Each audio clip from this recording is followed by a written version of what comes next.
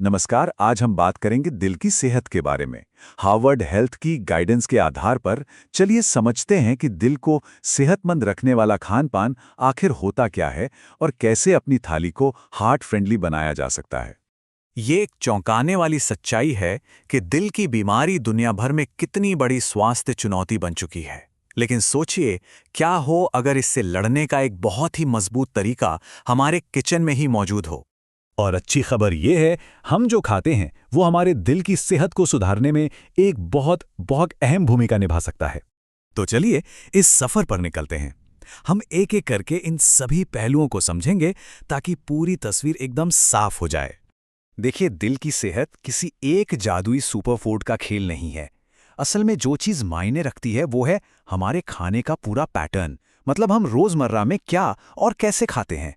यही पैटर्न हमारे blood pressure, cholesterol और शरीर की अंदरूनी सूजन पर असर डालता है।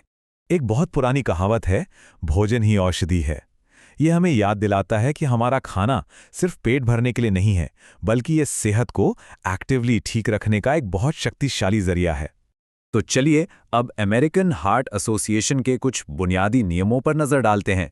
इन्हें आप एक सेहतमंद खाने की नींव समझ सकते हैं। ये कुछ बहुत ही सीधे और सरल नियम हैं, लेकिन बेहद असरदार हैं। इसमें सिर्फ ये नहीं बताया गया कि क्या खाना है, बल्कि इस पर भी जोर है कि कैलोरी को बैलेंस किया जाए और किन चीज़ों से परहेज करना है। तो अब आगे बढ़ते हैं और अपनी सेहतमंद टूल किट तैयार करते हैं। मतलब हम उन चीज़ों पर फोकस करेंगे जिन्हें हमें अपने खाने में ज़रूर शामिल करना चाहिए। तो अब हम बात को दो हिस्सों में बांटेंगे।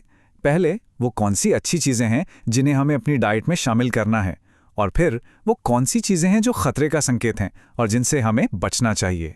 फल और सब्जियां, ये तो हमारे शरीर के रक्षक की तरह हैं। इनमें एंटीऑक्सीडेंट्स होते हैं जो शरीर को नुकसान से बचाते हैं। खासकर हरी पत्तेदार सब्जियां जो हमारे ब्लड वेसल्स को रिलैक्स करती हैं, और बेरीज जो ऑक्सीडेटिव स्ट्रेस यानी शरीर की अंदरूनी टूट-फूट को कम करती हैं।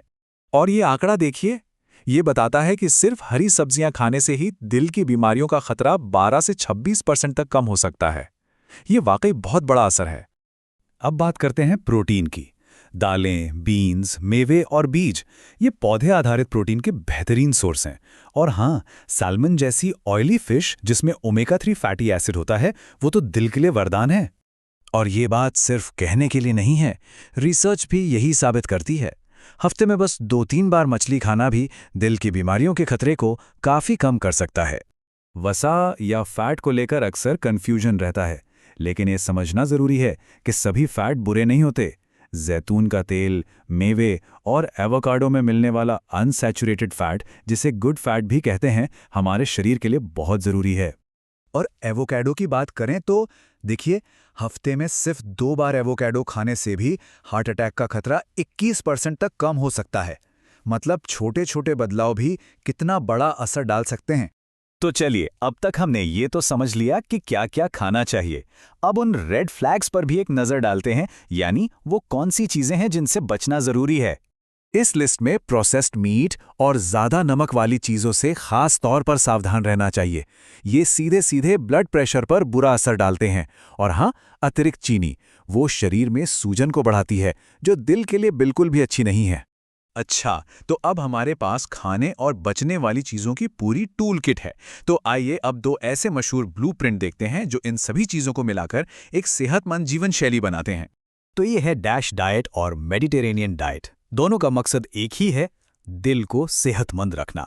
बस उनका फोकस थोड़ा अलग है। डैश डाइट ब्लड प्रेशर कम करने पर ज्यादा ध्यान देती है, तो मेडिटेरेनियन डाइट पौधे आधारित खाने पर। तो इन सब बातों से हमें क्या सीखना चाहिए?